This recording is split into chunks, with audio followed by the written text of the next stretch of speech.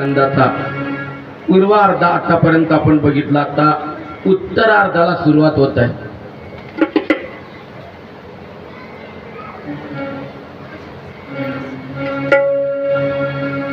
तर उत्तरार्धामध्ये आता जरासंधाशी युद्ध आणि द्वारकेची निर्मिती भगवान परमात्मा करतील. बघा, शुकाचार्य महाराज म्हणतात, राजा परीक्षिती असतील आणि प्राप्ती अशा कंसाच्या 2 राण्या होत्या. पतीच्या मृत्यूने दुःखी झालेल्या त्या वडिलांच्या घरी राहू लागलेले आहे. नवरा मरण पावल्यानंतर त्या वडिलांकडे गेलेले आहे, कंसाकडे. आणि मगध राज जरासंध हे त्यांचे वडील, त्यांनी दुःखी अंतकरणाने त्यांना आपल्या वैधव्याचे कारण सांगितले. कोणी अस्ति आणि प्राप्तीने कंसाला सांगितलं, बाबा अहो, आमच्या नंदीच्या मुलाने कृष्णाने आणि बलरामाने तुमच्या जावयाचा वध केला. शुकाचार्य महाराज म्हणतात, राजा परीक्षिता, ही बातमी ऐकून जरासंधाला अत्यंत दुःख झाले. परंतु नंतर त्याने क्रोधाने पृथ्वी यादव विरहित करण्याचा निश्चय करून युद्धाची जंगी तयारी केली त्याने. या पृथ्वी तलावर यादवांना ठेवायचं नाही असा त्याने निश्चय केला आणि युद्धाची जंगी तयारी केली. आणि त्याने बघा, युद्ध करण्याकरता, मथुरेवर स्वारी करण्याकरता त्याने 23 अक्षयहिनी सैन्य जमवलेलं आहे. किती अक्षयहिनी? 23 अक्षयहिनी सैन्य त्याने जमा केलेलं आहे. यदूंची राजधानी असलेल्या मथुरेला त्याने 4ही बाजूंनी 23 अक्षयहिनी सैन्य सेना घेऊन 4ही बाजूंनी त्यांना वेढा घातलेला आहे. कोणत्या नगरीला? मथुरा नगरीला. श्रीकृष्णांनी पाहिले की जरासंधाची सेना म्हणजे जणू खवळलेला समुद्रच आहे. आणि कृष्ण कल्याणे त्याने आपल्या राजधानीला वेढा दिला असून आपले लोक भयभीत झाले आहे. भगवान श्रीकृष्णांनी पृथ्वीचा भाग उतरवण्यासाठीच मनुष्याचं रूप धारण केलं होतं. मनुष्य अवतार, लीला अवतार धारण केला होता देवाने. कशाकरता? पृथ्वीवर पापाचा भार झाला होता, ओझ ते उतरवण्याकरताच देवाने अवतार धारण केला होता. देश कालानुसार आपल्या अवताराचा उद्देश काय आहे याचा आता त्यांनी विचार केला. त्यांनी विचार केला की जरासंधाने आपले मांडलिक असलेल्या सर्व राजांच्या पायदळ, घोडदळ, रथी आणि हत्तींनी युक्त अशा अनेक अक्षयहिनी सेनेला एकत्र केले आहे. पृथ्वीला भार झालेल्या यांचा आपण आता नाश करावा. आणि श्रीकृष्ण आणि बलराम यांनी बघा काय केलेलं आहे. परंतु जरासंधाला यावेळी मारता कामा नये. फक्त त्याला त्याला काय करायचं? मारायचं आणि पुन्हा त्याचा अपमान करून सोडून द्यायचं. म्हणजे पुन्हा तो काय करीन? अशी सेना जमा करील. म्हणजे आपल्याला कुठं जायचं काम नाही. इथं आल्या आल्या आपल्याला म्हणजे पृथ्वीवर जो पापाचा भार झालाय तो काय करता येईल? हलका करता येईल, उतरवता येईल. आणि बघा, त्याच वेळी भगवंतांनी दिव्य आणि सनातन आयुधे सुद्धा आपण होऊन तेथे आलेली आहे. बघा, रथ आले आकाशामधून 2, एक बलरामाचा रथ आणि दुसरा कृष्णाचा रथ. आणि त्यांचे आयुध दोघं भावांचे. आता श्रीकृष्णाचं काय आयुध राहतं? पांचजन्य नावाचा शंख असतो ना. तर बघा, त्यानंतर सुदर्शन चक्र, त्यानंतर बलराम दादाजवळ काय होतं? नांगर, बलराम नांगर आणि मुसळ. अशा प्रकारे त्यांचा दोघं भावांचे रथ आले आणि त्यांचे आयुध देखील आलेले आहे. आणि आयुध आल्यानंतर आता ते रणभूमीवर आलेले आहे आणि युद्ध सुरू झालेलं आहे. म्हणून आता आपण 23 अक्षयहिनी सेनारूप पृथ्वीचा प्रचंड भार नष्ट करावा. श्रीकृष्ण आणि बलरामांनी असा निश्चय करून कवच धारण केले आणि रथातून बसून ते मथुरेतून बाहेर निघाले आणि त्यांनी बघा भगवान श्रीकृष्णाचा सारथी दारूक होता. श्रीकृष्णांनी नगराबाहेर आल्यावर आपला पांचजन्य नावाचा शंख वाजविला. तो नाद ऐकून शत्रू सेनेच्या हृदयामध्ये धडक भरली आणि मगध नरेश जनार्दन म्हणाला, हे पुरुषाधम कृष्णा, तू अजून लहान आहेस. हा, तू लहान आहे अजून, आमच्यासोबत युद्ध करण्याची तुझी लायकी नाही. पण लपून छपून वावरणाऱ्या तुझ्या एकट्याशी लढण्याची मला लाज वाटते. काय म्हणतोय कृष्णाला तो, तू लपून छपून युद्ध करणार आहे, मला लाज वाटते तुझ्यासोबत युद्ध करण्याला. अरे मूर्खा कृष्णा, तू तर आपल्या मामाचीच हत्या केली, कंसाची. म्हणून ही मी तुझ्या बरोबर लढूची इच्छित नाही. माझी तुझ्यासोबत युद्ध करण्याची इच्छा नाही. माझ्या समोर निघून जा, असा तो मगध नरेश जरासंध कृष्णाला म्हणतोय. आणि त्यांचं गमघोर युद्ध सुरू झालेलं आहे. त्या युद्धामध्ये दोघं भावांनी बघा, श्रीकृष्णाने सुदर्शन चक्र सोडलं आणि ते काही 23 अक्षौहिणी सेना होती ना, ते सुदर्शन चक्राच्या द्वारे त्यांचे मुंडके उडवले. आणि बलराम दादाने मात्र त्या जरासंधाला खाली पाडला आणि मारला. इतका बदळवला की आता त्याचा जीव काढून टाकेल, त्याच्या हृदयामधून त्याचा जीव काढेल तितक्यामध्ये भगवान श्रीकृष्ण आले. म्हटले दाऊ, म्हटले दादा याला सोडून द्या. म्हटले का कृष्णा, कारण याला सोडून दिल्यानंतर पुन्हा हा काय करील, असेच लोक जमा करेल. आणि असे पापी लोक आल्यानंतर आपल्याला कुठं पापी लोकांना शोधावं लागणार नाही. आणि आपल्याला इथंच्या इथं बसून आपल्याला TV पाहता येईल. TV वर काय चाललंय महाभारतामध्ये ते आपल्याला पाहता येईल. म्हणजे काय करता येईल, हा पुन्हा आणले म्हणजे आपल्याला इथंच्या इथं त्यांचा वध करता येईल आणि पृथ्वीवरचा पापाचा भार हलका करता येईल, असा भगवान श्रीकृष्णांनी सांगितलं. पण हा इतका लाज लावण्या होता जरासंध, याने 17 वेळा स्वारी केली. किती वेळा, 17 वेळा स्वारी करून देखील युद्धामध्ये पराजित झाला. काय झाला, हारला युद्धामध्ये. आणि त्याने काय केलं, 18व्या वेळेला त्याचा एक परममित्र होता, त्याचं नाव होतं काल यौवन. काय नाव होतं त्याचं, आणि त्या काल यवनाला पाठवलं. तो काल यवन असा होता की त्याच्यासारखा या पृथ्वी तलावर कोणी शूर नव्हता. त्याच्या समोर कोणी युद्धामध्ये टिकू शकत नव्हता. आणि त्याचं वर्म फक्त कोणाला माहित होतं, भगवान श्रीकृष्णांना, कृष्ण कन्हैयाला माहित होतं. आणि बघा हा काल यवन आला. शुकाचार्य महाराज म्हणता, राजा परीक्षिती, अरे काल यवन त्या द्वार आपले काय म्हणतात ती नगरी, मथुरा नगरी, तिच्या दरवाजावर आलेला आहे. आणि दरवाजाच्या बाहेर काही अंतरावर तो असा उभा राहिलेला आहे. आणि कृष्ण परमात्मा दरवाजाच्या बाहेर निघाले मथुरेच्या. देवाने काही शस्त्र हातामध्ये घेतलं होतं नाही आणि अस्त्र नाही घेतलं होतं. भगवान परमात्मा पुढे पडत आहे. पडता पडता हा त्याच्या देवाच्या पाठलाग करतोय, पडतोय मागे. आणि देवाला म्हणतो, ए कृष्णा, अरे भित्र्या, अरे पडकुट्या, तू काय सांगून ठेवला रे गीतेमध्ये.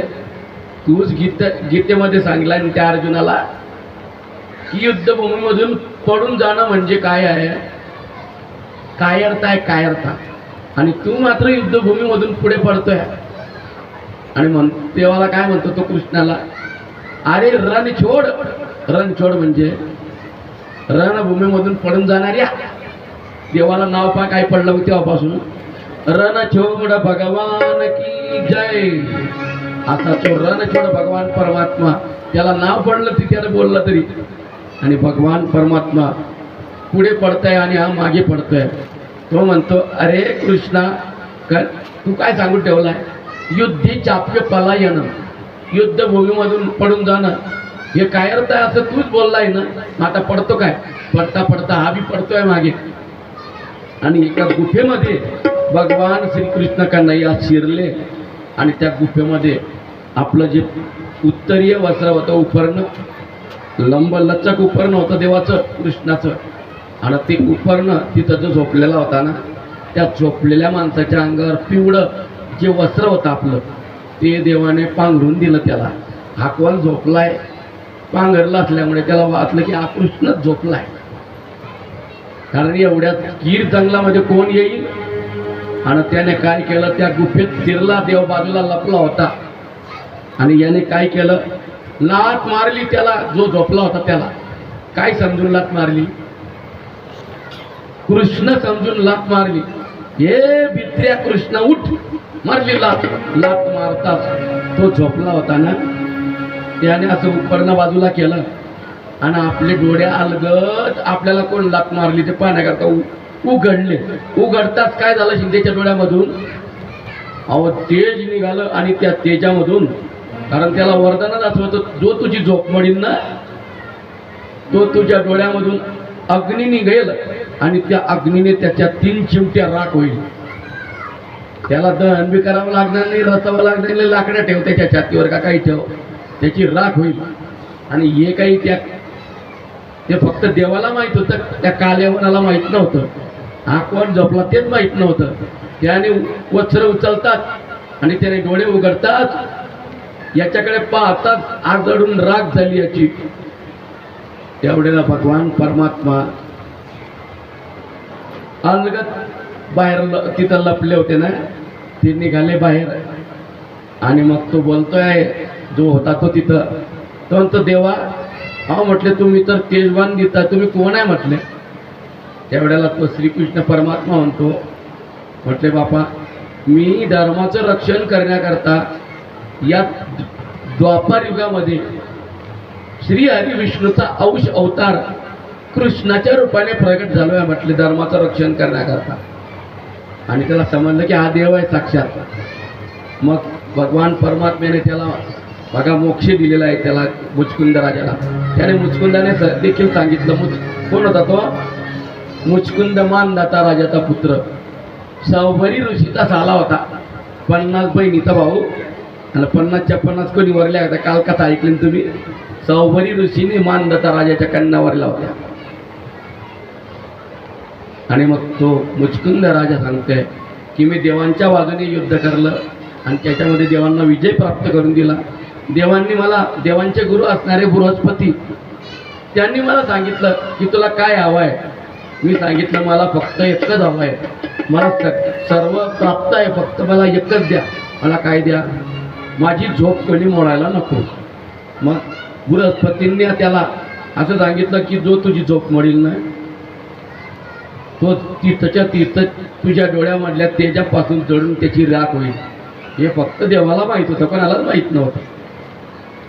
आणि आता पुन्हा आता जरासंध, श्रीकृष्ण आणि बलराम यांनी ठरवलं की आता आपण इथं मथुरा नगरीमध्ये राहता कामा नये. मग आता आपण इथून जायला पाहिजे, निघायला पाहिजे. त्यांनी विश्वकर्म्याला बोलवलेलं आहे, कोणी, भगवान श्रीकृष्णांनी.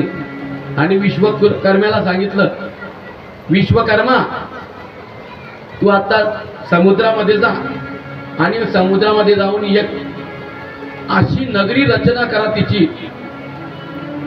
ती नगरी म्हणजे कोणती, द्वारका नगरी. कारण त्यांना राहायला जायचं होतं तिथंच.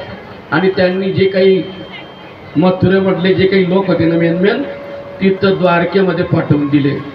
आणि भगवान परमात्मा मात्र स्वतः बलराम दादा आणि श्रीकृष्ण त्यांनी आता ते पडताय पुढे आणि जरासंध पडतोय त्यांच्या पाठीमागे मागे. पडता पडता दोघं भावांनी उड्डाण मारलेलं आहे आणि एका पर्वतावर जाऊन ते वर चढलेले आहे. आणि जरासंधाला मात्र ते दिसत नव्हते. जरासंधाने काय केलं, तिथं इंद्र कायमस्वरूपी पाऊस पाडतो त्या प्रवर्चन पर्वतावर.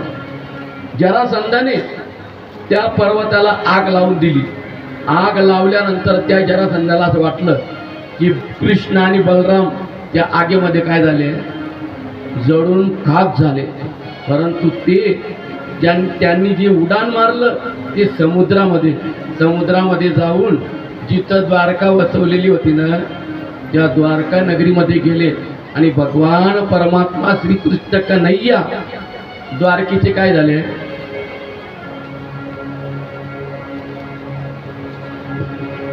गड्यांनो राजा की रे झाला,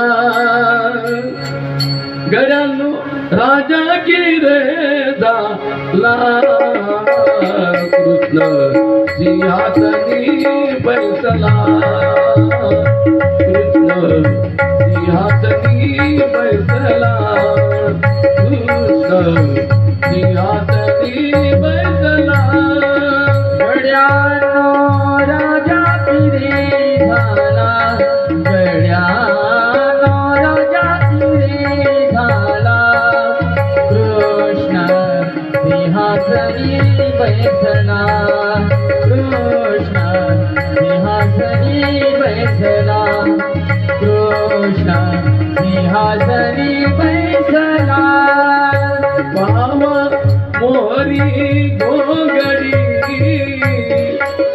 हिरवावी यमुने चढी, पावा मोहरी गोंगडी हिरवावी यमुने थडी, नाचू पाऊला देवोगी, नाचू पाऊला देवोगी, कृष्ण आमचा किले गडी, कृष्ण किले आमचा गडी, गड्यांनो राजा की रे झाला, गड्यांनो राजा की रे झाला, कृष्ण सिंहासनी बैसला, कृष्ण सिंहासनी बैसला, कृष्ण सिंहासनी बैसला.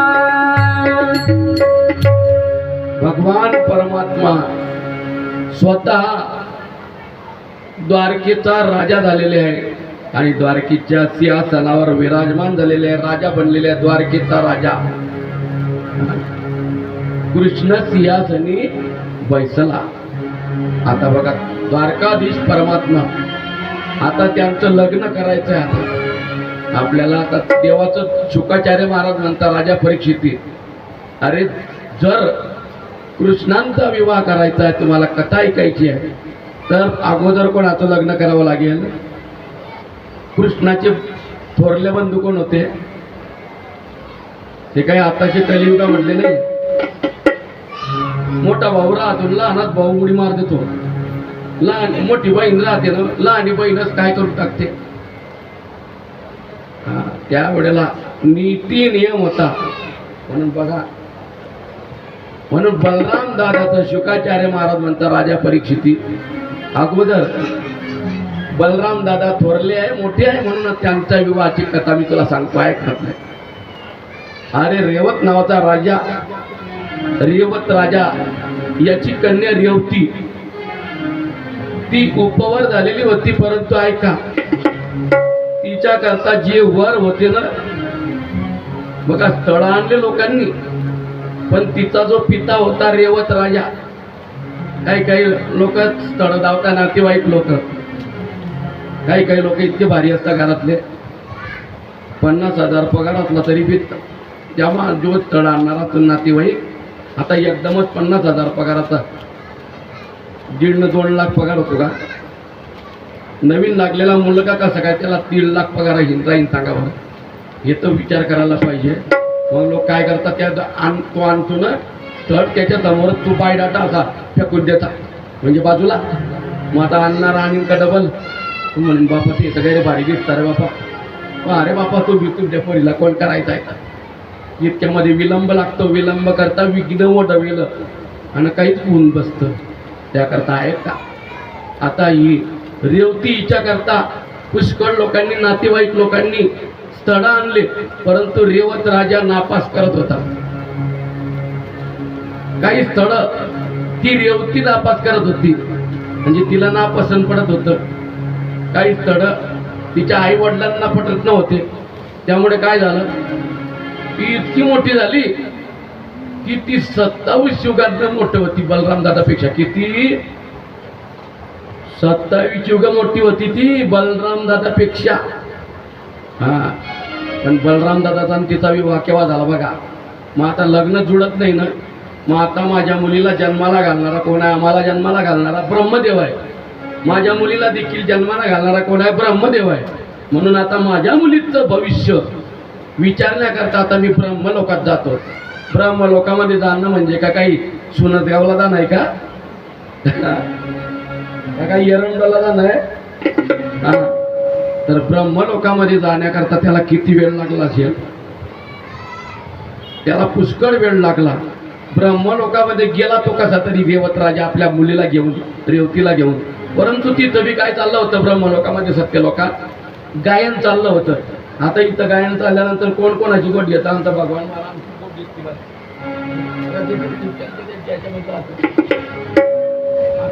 मग तो ब्रह्मदेव होता, तो गोट घेत का? आमचा सामान्य माणूस बोट घेत नाही बा. तो तर देव होता बाबा. बघा तिथं गायन चाललं होतं. आता गायन चाललं असताना हा रेवत राजा गेला. रेवत राजा बसला बा. आणि आता सांगा बरं, एखाद्या पुढाऱ्याच्या घरी लग्न असलं आणि तुम्ही म्हणसाल माझ्या पगाराच्या आमच्या कागदावर त्या आमदाराची सही करायची आहे, करीन का तो काय म्हणेल? आता आमच्या घरचं लग्न उद्या आणि शांततेनं या. आता जेवण करून घ्या, गुच्छ पंगत मध्ये बसा. तुमची सही करायची आहे ना. आमच्या घरचं सत्यानारायण वगैरे झाला, शांतता झाली म्हणजे या. तुमच्या कागदावर मी काय करून देईन? सही बी करून देईल आणि तुम्हाला काय पाहिजे मी ती देऊन टाकेन. पण तो त्यावेळेला देईन का? तसं इथं गायन सुरू होतं. म्हणून यांना गायन ऐकण्याकरता बसावं लागलं. इतक्यामध्ये काही वेळ निघून गेला. तो वेळ म्हणजे 27 युग निघून गेला. आणि गायन संपतात मग मात्र रेवत राजा आपल्या कन्येला घेऊन, रेवतीला घेऊन त्या ब्रह्मदेवाजवळ आले. आणि ब्रह्मदेवाला म्हणताय, ब्रह्मदेवा म्हणे काय रे राजा? रेवत काय म्हणतो म्हटले? म्हणे देवा ही माझी कन्या. अहो म्हटले हिचा विवाह अजूनपर्यंत झाला नाही. हिच्याकरता कोणता वर आहे तुम्हाला आता सांगा ना म्हणे तुम्ही. आम्ही तर पुष्कळच वराचा शोध घेतोय, परंतु आम्हाला अजूनपर्यंत वर सापडत नाही. त्याला ब्रह्मदेवाने सांगितलं, ऐक म्हटले रेवत राजा, जे वर होते ना हिच्याकरता ते सर्व काळाच्या स्वाधीन झाले. पण आता मी तुला सांगतो, ऐक म्हटले.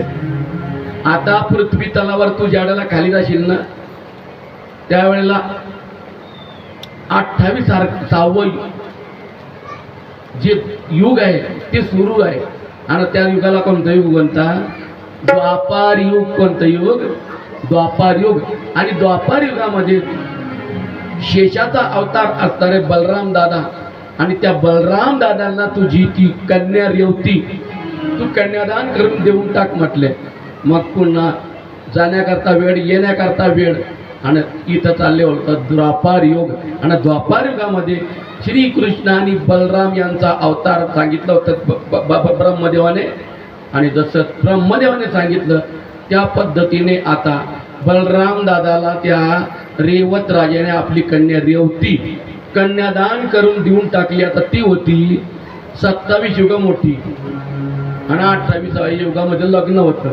आता सांगा बरं ती केवढी असेल? बलराम दादा युग बरं, वर्ष बी नाही, युग.